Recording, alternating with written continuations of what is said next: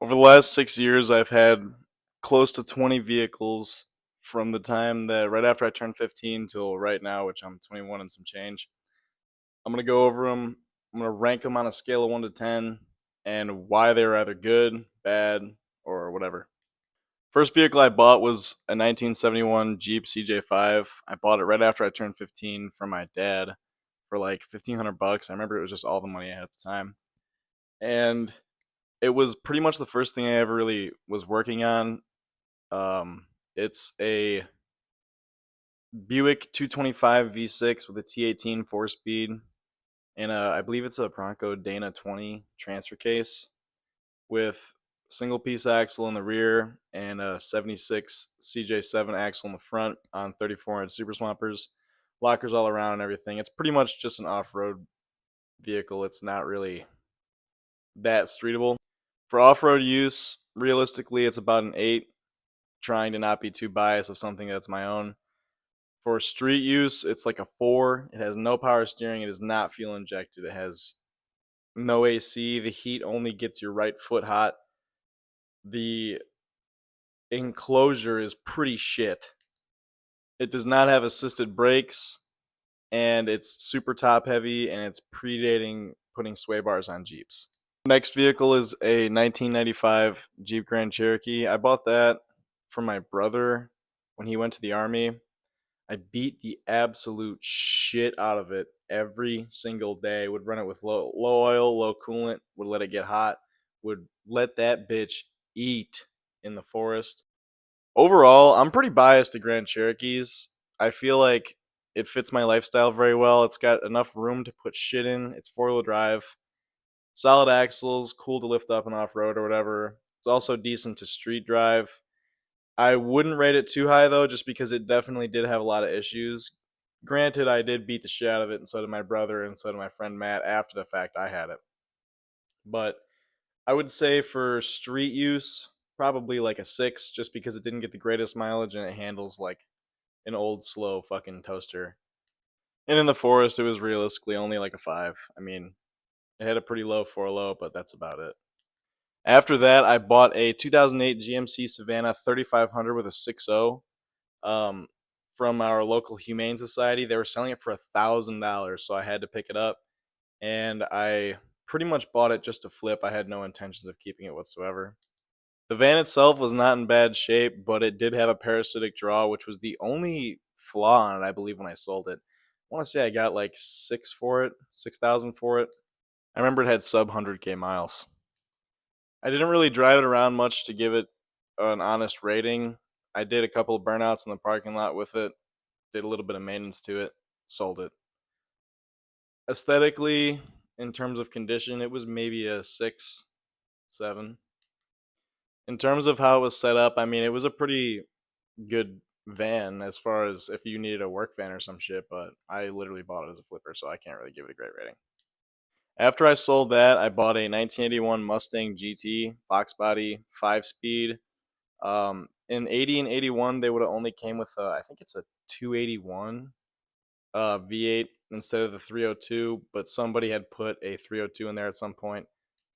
It was a complete rigged piece of shit. It was definitely owned by some hillbillies before me. It ran like shit when I got it, but I believe it was too retarded on timing and it needed the carburetor to be adjusted. They had the fuel mixture almost all the way closed on one side and almost all the way open on the other. It was a cool stepping stone, but I barely put any miles on it, and the miles I did put on it were very harsh. Aesthetically, it was kind of clapped, and it was just kind of clapped in general, to be honest. I guess I rated it a 6 just because it was kind of cool and unique, but only just because I was in high school and none of my friends had anything like that at the time. After I sold that, I bought the 84 F250 that I still currently have, that I ended up building the big block in, and now I want to pull that out, put it in a car, and put the Cummins that I have sitting on the floor over here in. It is a 4-speed 4x4 460 truck. I put a flatbed on it, painted it, put a lot of money and time into it, realistically more than any other vehicle I've had.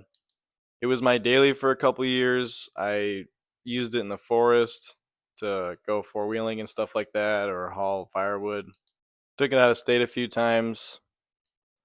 This has been my favorite vehicle I've had out of all of them so far, so I'm gonna have to give it probably about an 8 or 9 overall. Even though it's bad on mileage, I would say everything else about it is pretty good. I like the way it handles. I think it rides pretty nice for a 3/4 ton truck. And when it smashes into trees in the forest, it doesn't stop. It just keeps going. I then bought a '07 Grand Marquis for like 2,700 bucks, which I thought was a pretty fucking good deal considering it only had like 100,000 miles on it. It was pretty clean, other than that rear quarter panel by the wheel just inside the wheel arch. That did have a little bit of rust on the back passenger side, but overall it was definitely a steal. I ended up putting some Cobra R wheels on it that I bought off my friend who had it on his box marquee that he sold. It was honestly a great cruiser, great daily driver, was surprisingly fuel efficient for being a big body V8 that weighs probably 4,500 pounds if I were to guess. It had a super mint interior because it was just some old dude who drove it to and from church and to and from the grocery store, allegedly.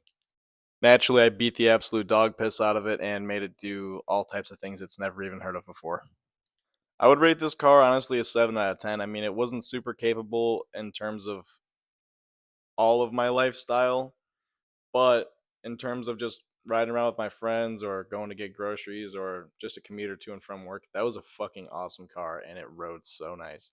I honestly miss it every day, but next time I get a Panther, I'm going to get a box Marquee or Lincoln Town car or something like that. I then saw what the fuck was the movie with Ryan Gosling where he had the Honda Enduro? I think it was a Land Between the Ferns or some shit like that. Naturally, since he is me and I am him, I had to get an Enduro, so I bought a Kawasaki KLX 250. It was a 2012. It was honestly pretty cool. It got really good mileage for me being my first bike. I mean, I had rode dirt bikes before, but for it being my first bike, I thought it was plenty fast enough. It was light and handled well. As far as bikes go, since I don't really know anything about them and I've only ever had this one, I would give it an 8 just because of basing off of my experience that I had with it. The '07 Focus ST. I bought this for $1,000. It was mostly for the meme, to be honest, but it was a mega piece of shit by looking at it, but it did have the 2.3. It was a 5 speed. It did have a nice interior, and at the end of the day, it was still an ST. So I would rate this shit 100 out of 10. It was so good on gas. I would redline the shit out of it with no oil in it, and it would take it, and it would be fine. Every single stoplight or stop sign I went to was a pull, and it wasn't a fast pull, but it was a funny sounding pull, and I liked it. I then bought a '96 Cherokee XJ, which was a smoking deal. It was rust free California Jeep, had no problems with it. The dude who had it before me kind of put some corny shit on there, like some cringe looking seat covers and just weird accents like that. After I took all the fruity shit off of there, I painted the bumper, put some lights on it, put some tires and wheels on it that didn't look like shit, detailed it, buffed the paint, and drove it around for a couple months. Sold it for twice what I paid for it, which I sold it for 6, paid 3 for it, and it only had like 110,000 miles on it. This Jeep was definitely a 7 or 8 out of 10. It was pretty mint, especially as far as a Midwest found XJ goes, because they are all extremely rotten. I also had a 43-ish International K series that I bought from my grandma. It was my grandpa's first tow truck that he started the towing company with that our family owned. It was a piece of shit. It sat in a trailer since 1974. I pulled it out winter of like 2020, 2021, something like that, and tried to get the engine to free up. It was super seized. Tried for probably a month, just couldn't get anywhere with it. Couldn't even find a VIN on it, so I ended up just scrapping that. And then my buddy Matt bought the wrecker body off of that truck from my grandma and put it on his truck, and now he's actually taking it back off, but that's a whole other story. Don't really have a rating for it. I mean, it looks super cool, but it was a total piece of shit. The '95 F250 was the first Power Stroke I had, first diesel pickup truck I had. I bought it after I sold the red '96 XJ. The truck was not too far from me. It was listed for $4,000. I paid $4,000 for it. I traded that truck for the next truck that I'm going to get to. But this truck had almost no rust on it. It was a two-wheel drive E4OD with paperwork, rebuilt 20,000 miles before I had it.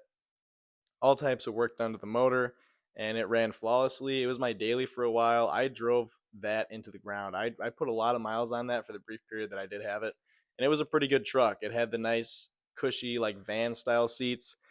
Really liked it. Honestly, probably like a 7 out of 10 as far as my scale goes.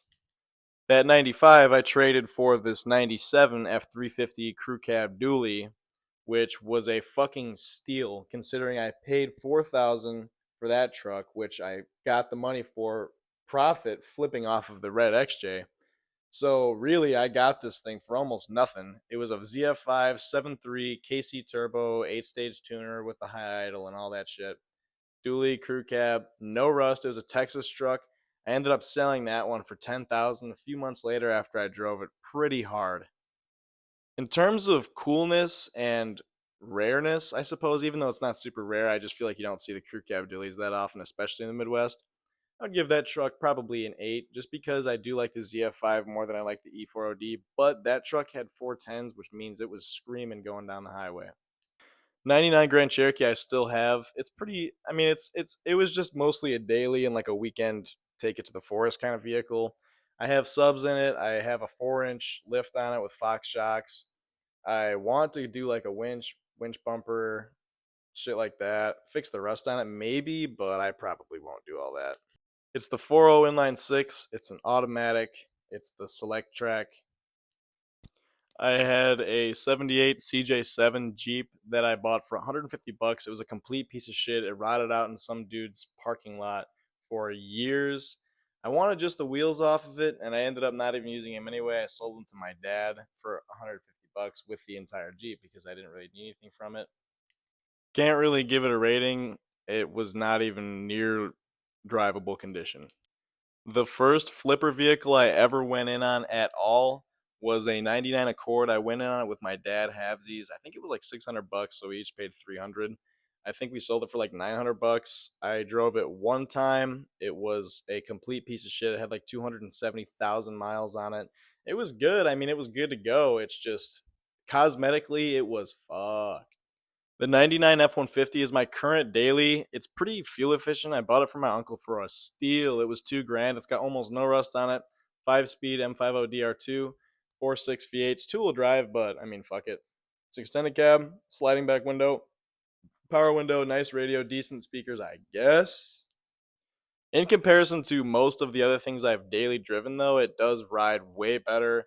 Kind of rides similar to my Marquis. It's fuel efficient, especially as far as trucks go, and it's still fun to drive because it is still a V8 manual rear wheel drive that does do burnouts and shit like that. Overall, that truck is definitely an 8 out of 10 as far as practicality, drivability, and convenience. The 88F Super Duty I had, it was a 7.3 IDI, ZF5 dually, service utility box on the back. Smelled like fucking mouse piss so goddamn bad. Was definitely no contest. Maybe the only thing that'd be close to be the CJ5. Was definitely the slowest vehicle I've ever owned. It started every time. It ran good. Didn't even have a rough idle or anything on startup, but it was slow as fuck. But I mean, realistically, I didn't buy it for speed. I didn't really buy it because I wanted it. I bought it because it was a good deal and I wanted to just check off the brick nose on my list of Ford trucks that I've owned. But overall, the truck was realistically only about a 6, maybe 6.5. It had rust. It looked clean visually, but once you went underneath it, you'd see that it needed floorboards and that the body, the service body, was misaligned with the cab and it sat crooked because the one side where the crane used to be had higher amount of leaf springs and it was stiffer on that side. The 2010 Mitsubishi Galant, literally drove it a half mile, never drove it again. Was a piece of shit, but it was super cheap. It was a good flipper car. It sat outside for months, but I still made money off it and I did not put any work into it other than a quick detail. The last one is a 2017 F550 rollback tow truck. I didn't own this truck, but I did put more miles on that truck than I've put on all of these vehicles. Maybe not combined, but definitely more than I've put on them individually. It was a 6.7 Power Stroke rollback with the wheel lift. It was like a 16 to 18-foot deck. It wasn't the only wrecker I was driving, but it was the one that I definitely put the most miles on and would take home at night when I was on call. Loved the truck. It drove, as far as a tow truck can be expected to drive, pretty nice. I never had any issues with it. Some of the other drivers who used it before me said they had issues in the past with it, but it was a pretty good truck. Never gave me any problems, and it was pretty nice on the inside as far as like a work truck standard is. I would give it a 7, 7.5 out of 10. Overall, my favorite one on this list is 100% always going to be the 1984 F250.